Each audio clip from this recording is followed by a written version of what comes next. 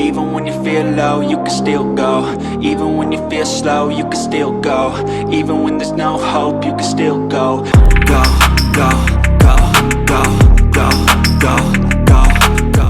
Hello everyone, welcome to J chemistry. तो आज हम इस वीडियो में आपके चैप्टर वाइज मार्क्स डिस्ट्रीब्यूशन देखेंगे, किसका, इनऑर्गेनिक केमिस्ट्री का और जैम का देखेंगे। ठीक है, तो यहाँ पर क्या है, आपकी जो ये चैप्टर वाइज मार्क्स डिस्ट्रीब्यूशन है, इंपॉर्टेंट इसलिए होता है कि आपको ये पता चल सके कि आपको किस चैप्टर में कितना टाइम देना है। ठीक है, फॉर एग्जांपल अगर मैं बात करूँ कि इस चैप्टर को आप टाइम तो बहुत ज़्यादा दे रहे हैं लेकिन उससे क्वेश्चन नहीं पूछे जा रहे, ठीक है, तो क्या फ़ायदा होगा उसका पढ़ने का? नहीं होगा ना फ़ायदा। लेकिन अगर मैं बात करूँ, अगर आप चैप्टर वाइज मार्क्स डिस्ट्रीब्यूशन देखते हैं, आपको पता है कौन सा चैप्टर कितने मार्क्स का पूछा जा रहा है, ओवरऑल देखा जाए तो वो थोड़ा बहुत चेंज करते हैं लेकिन ओवरऑल किसी चैप्टर की वेटेज जो होती है वो उतनी ही रहती है। ठीक है, जैसे फॉर एग्जांपल आपको ओएमसी हो गया, कोऑर्डिनेशन हो गया, केमिकल बॉन्डिंग हो गया जैम के लिए, तो काफ़ी ज़्यादा क्वेश्चन वहाँ से पूछे जाते हैं, तो आप उनको टाइम देके पढ़ सकते हैं। अच्छे से पढ़ेंगे तो उनमें से अगर आ रहा है क्वेश्चन तो आप अच्छे से करेंगे। कुछ ऐसे चैप्टर होते हैं उनसे एक आधा क्वेश्चन ही आता है लेकिन उनको रिवाइज करना बहुत आसान होता है। ठीक है, बहुत जल्दी आपको पढ़ लोगे, उसको रिवाइज कर लोगे तो वो चैप्टर भी करने का फ़ायदा होता है, उनको भी नेगलेक्ट नहीं कर सकते। जैम की बात करें, अगर अच्छी रैंक चाहिए तो आपको सारा ही कुछ कवर करना होता है। ये तो है नहीं कि आप नेट की तरह कोई टॉपिक छोड़ देंगे, तो पढ़ना तो आपको सब कुछ ही है लेकिन किसको कितना ज़्यादा टाइम देना है, किसको कम टाइम देना है, वो चीज़ आप इस एनालिसिस से पता कर सकते हैं। ठीक है, तो यहाँ पर आपके प्रीवियस 10 ईयर का एनालिसिस किया हुआ है, जिसमें से मैं बता दूँ ये 2013 और 14 के पेपर्स हैं ना, ये जो आपके होते थे इसमें ऑब्जेक्टिव और सब्जेक्टिव दोनों ही मिक्स होता था। ठीक है, तो इनके डिस्ट्रीब्यूशन को आप थोड़ा सा नेगलेक्ट कर सकते हैं लेकिन फिर भी मैंने यहाँ पे ले लिया है क्योंकि क्या होता था कि उस टाइम क्वेश्चंस कम आते थे लेकिन कुछ 5 मार्क्स के भी क्वेश्चन आते थे। ठीक है, तो उसमें क्या होता था, आपके कुछ टॉपिक से तो क्वेश्चन आ रहे थे, कुछ टॉपिक से उस टाइम क्वेश्चन नहीं आ रहे थे, लेकिन फिर भी अगर ओवरऑल की बात करें तो ओवरऑल आपको जो डिस्ट्रीब्यूशन मिलता है इनऑर्गेनिक केमिस्ट्री का वो उतना ही था, जितना अभी है वो पहले भी उतना ही था। बस क्या था, कुछ चैप्टर ही पूछे जा रहे थे उस टाइम पे, कुछ चैप्टर नहीं पूछे जा रहे थे। ठीक है, तो अगर मैं बात करूँ 2015 के बाद की मार्क्स डिस्ट्रीब्यूशन की, तो सबसे पहले अगर हम बात करें यहाँ पर केमिकल बॉन्डिंग की, तो केमिकल बॉन्डिंग बहुत ज़्यादा इंपॉर्टेंट है जैम पॉइंट ऑफ व्यू से। काफ़ी क्वेश्चन पूछे जाते हैं, 3 से 4 क्वेश्चन आप एक्सपेक्ट कर सकते हो। एवरेज मार्क्स की बात करें तो आपके 6 to 7 मार्क्स आपका इसका एवरेज होगा। ठीक है, 6 से 7 मार्क्स की आपकी पूछी जा सकती है आराम से केमिकल बॉन्डिंग। ठीक है, कई बार तो आप देखोगे तो 10 मार्क्स की भी पूछी हुई है, ये देखो, और ये देख सकते हो आप यहाँ पर, तो 10 मार्क्स की भी आप केमिकल बॉन्डिंग पूछी हुई है, तो ये बहुत ज़्यादा इंपॉर्टेंट हो जाता है चैप्टर। उसके बाद अगर हम बात करूँ तो कोऑर्डिनेशन आपका, ठीक है, केमिकल बॉन्डिंग, कोऑर्डिनेशन और ओएमसी, ये 3 चैप्टर आपके सबसे ज़्यादा मोस्ट इंपॉर्टेंट हैं जैम पॉइंट ऑफ व्यू से। ठीक है, तो अगर मैं बात करूँ कोऑर्डिनेशन, तो कोऑर्डिनेशन आपका केमिकल बॉन्डिंग से भी ज़्यादा मार्क्स का पूछा जा रहा है, 8 to 9 मार्क्स का इसका एवरेज है, और कभी कभार आपकी 11 मार्क्स की भी, 13 मार्क्स का भी, 13 मार्क्स तो चलो ये तो पीछे था, लेकिन 2021 में भी आप देखेंगे 13 मार्क्स की पूछी हुई है आपसे, तो मैक्सिमम आपका 13 मार्क्स है और मिनिमम आपका 4-5 मार्क्स है, लेकिन ऑन एन एवरेज आपको 8 to 9 मार्क्स का यहाँ से मिल जाते हैं क्वेश्चन। ठीक है, तो कोऑर्डिनेशन आपको सबसे ज़्यादा इंपॉर्टेंट हो जाता है, केमिकल बॉन्डिंग भी इंपॉर्टेंट है, और फिर अगर हम बात करूँ ओएमसी की,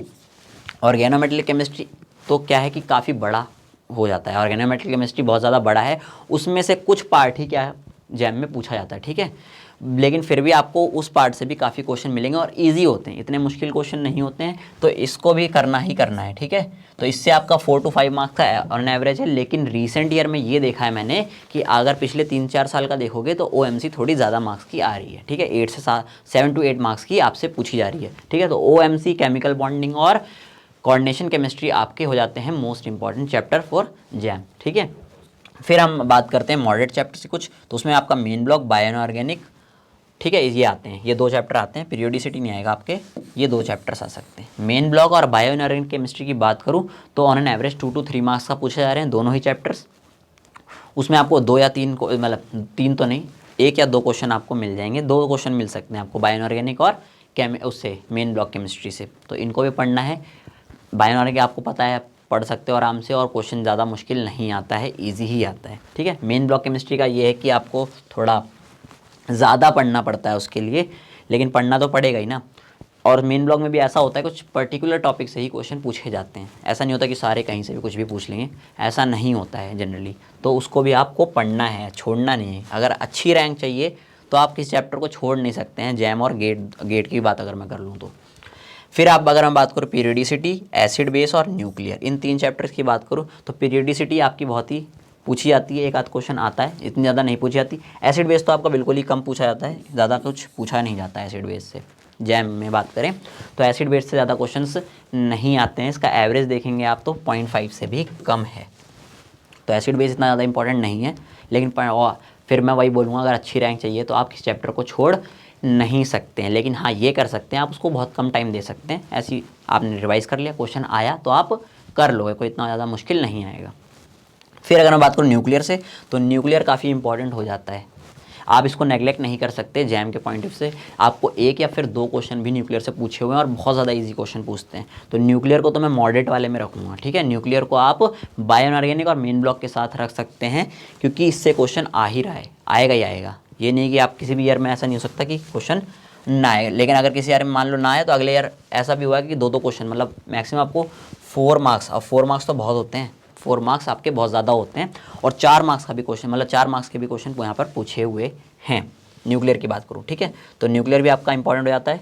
और पीरियोडिसिटी और एसिड बेस थोड़े से कम इंपॉर्टेंट हैं, लेकिन आप पढ़ सकते हैं, छोटे चैप्टर हैं, आराम से रिवाइज कर सकते हैं उसको। क्वेश्चन आया, ऐसा तो है नहीं कि नहीं पूछ रहे, मे बी हाँ नहीं आपकी किस्मत ख़राब, ऐसे बोल सकते हैं कि जिसने ना पढ़ रखा हो और पूछ लिया हो, ठीक है। तो इसको नेगलेक्ट नहीं करना है, कभी भी पूछा जा सकता है। मान लो नहीं आ रहा 3-4 सालों से, लेकिन क्या पता इस साल आ जाए, है ना, किसी ने कुछ देखा तो नहीं है ना, तो ये चीज़ हो जाती है। तो आप किसी चैप्टर को नेगलेक्ट तो नहीं करेंगे, पढ़ेंगे सारे, लेकिन हाँ जो सारे ज़्यादा इंपॉर्टेंट है, जिससे ज़्यादा मार्क्स का आ रहा है उसको ज़्यादा टाइम देंगे, फिर आपके मॉडरेट वाले चैप्टर हैं उसको थोड़ा कम टाइम, और फिर लास्ट वाले चैप्टर्स को देख सकते हैं, ठीक है। और अगर मैं इसकी एवरेज की बात करूँ, ओवरऑल बात करूँ, तो आपकी मिनिमम पूछी गई है आपकी 20 मार्क्स की और मैक्सिमम आपकी 33 मार्क्स की, ठीक है।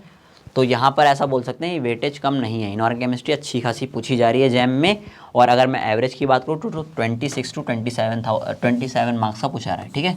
26 to 27 मार्क्स का ऑन एन एवरेज क्या है पूछा जा रहा है, किससे, आपका इनऑर्गेनिक केमिस्ट्री से, ठीक है। कभी 30 मार्क्स की भी आई है, कभी 28 मार्क्स की भी आई है, कभी थोड़ी कम आ जाती है, ठीक है। और अगर इसका एनालिटिकल वाला पार्ट इसमें ऐड कर लिया जाए तो आपकी अच्छी खासी इनऑर्गेनिक केमिस्ट्री आ रही है। एनालिटिकल से आपको एक क्वेश्चन जनरली देखने को मिल जाता है, ठीक है। तो ये बात थी हमारे किसकी, जैम के चैप्टर वाइज मार्क्स डिस्ट्रीब्यूशन की। आई होप आपको आपकी प्रिपरेशन में ये हेल्प करेगा, और अभी के लिए हैप्पी लर्निंग।